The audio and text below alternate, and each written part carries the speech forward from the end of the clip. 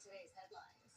So federal agents conduct a raid in the heart of downtown LA's Fashion District. How this is sparking more concerns for hundreds of small businesses in the area. Plus, LA firefighters want a measure on the November ballot that would raise your sales tax. How the money it would be raising would be used to better fund the fire department. And, oh yeah, excitement growing for the Super Bowl halftime show. Bad Bunny is out with a brand new promo, because you can't spell promo without PR. You know what that means. And we're seeing people from all types of backgrounds get up and dance with this promo. So, Maria, you know, I'm going to ask you to dance into the weekend for us a little bit.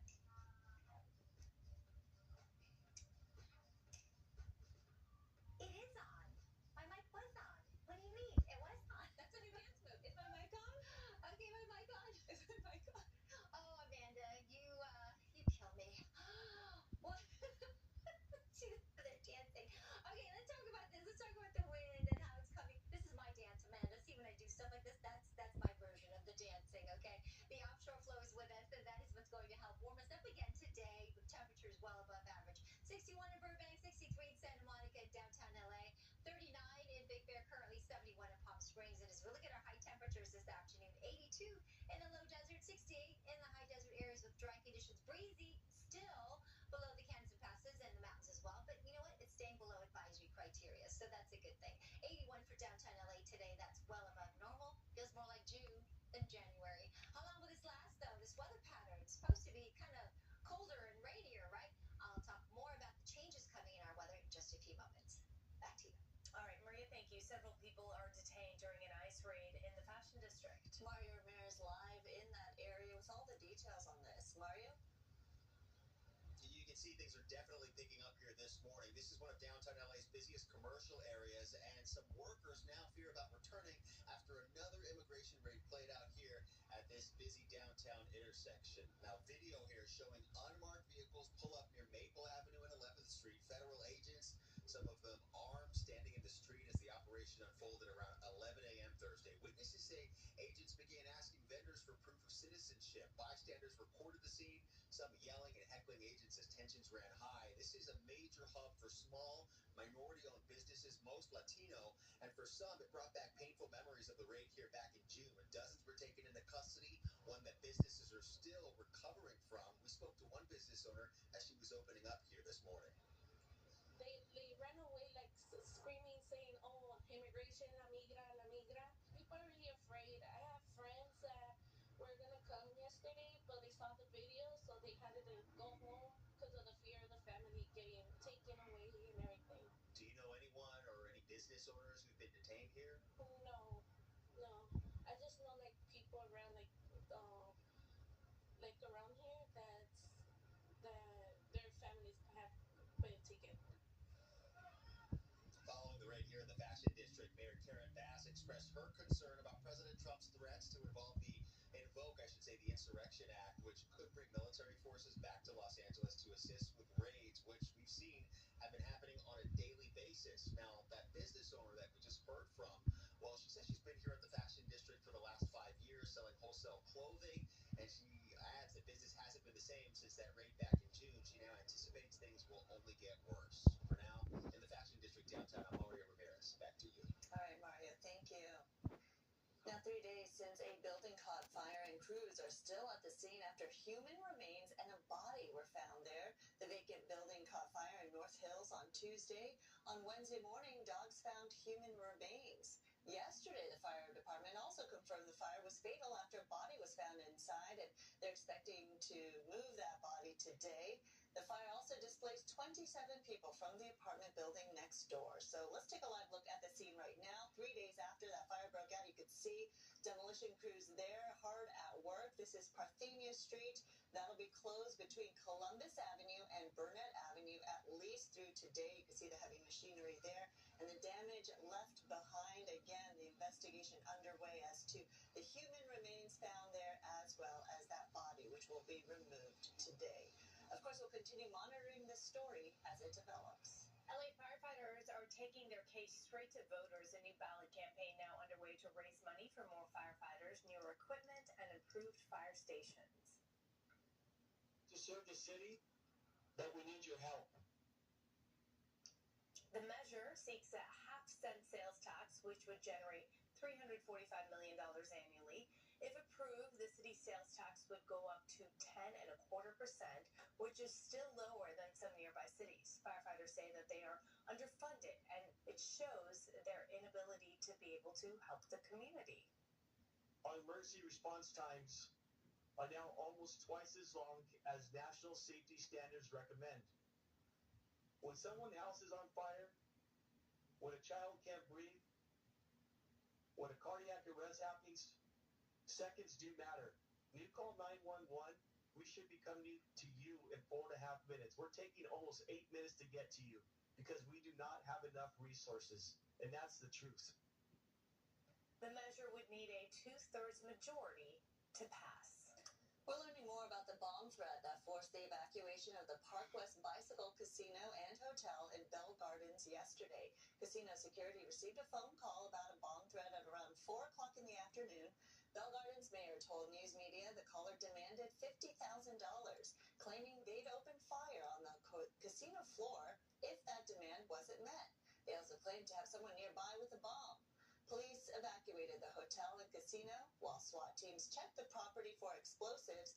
Nothing was found. The all-clear was given at 9 o'clock last night. Developing out of Minneapolis, another night of protests clashing with law enforcement as ICE protests continue to grow. Tear gas filled the air around a temporary ICE facility as police tried to clear the crowd forming in front of a federal building.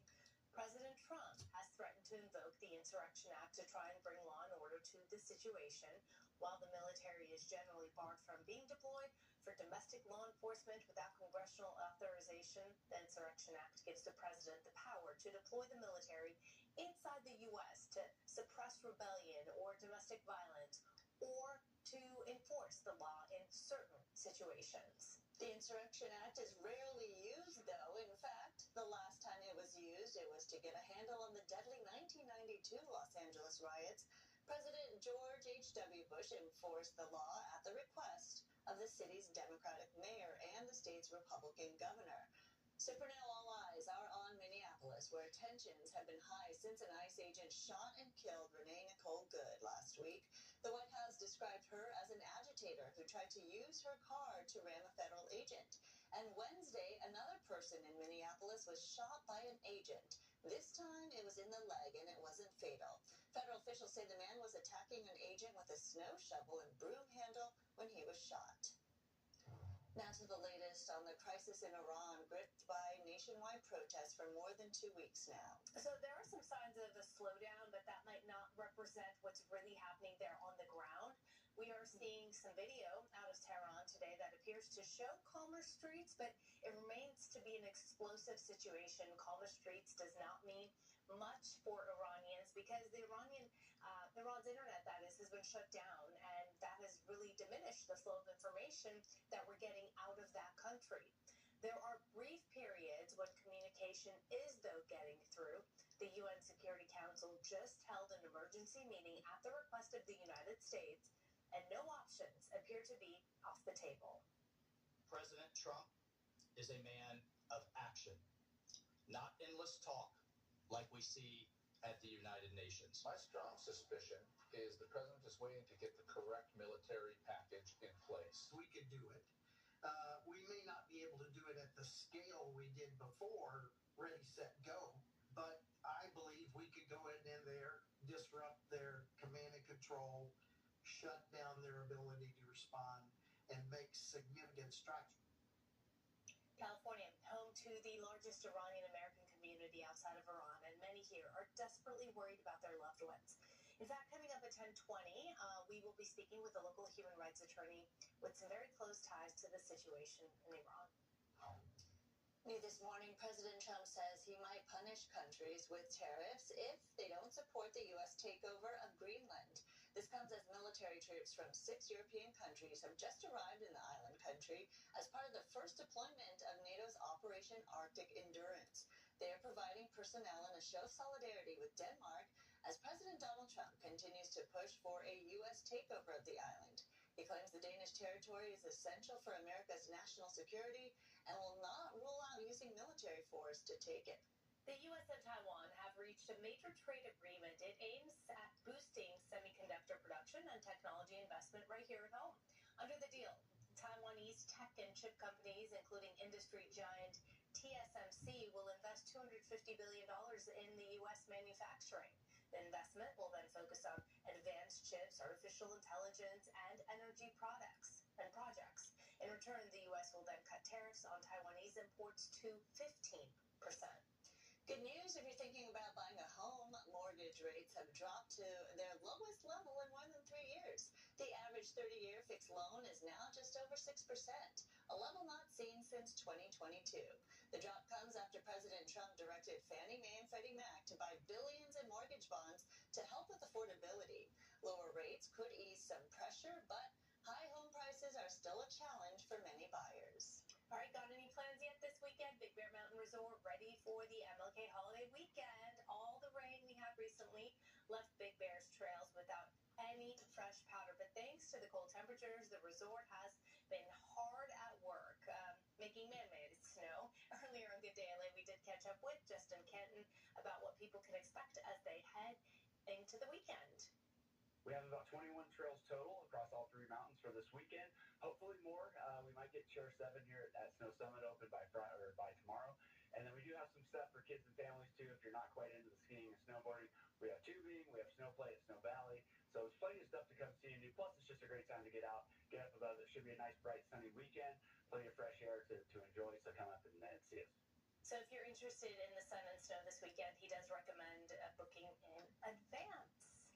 9:12 here, still to come. Amanda joining us with entertainment headlines, including a new promo video for Bad Bunny's upcoming Super Bowl halftime show. But first, a check of traffic. Yes, let's talk about Good Day LA traffic, brought to you by Downtown LA Law Group Accident and Injury Attorneys. As we take a look at one of our live traffic cameras, let's go to that, and I'll show you the really nice looking freeway here. This is the 60 freeway, a portion of 60 here at County Line between Riverside and LA County, and both sides of the 60 moving nicely here.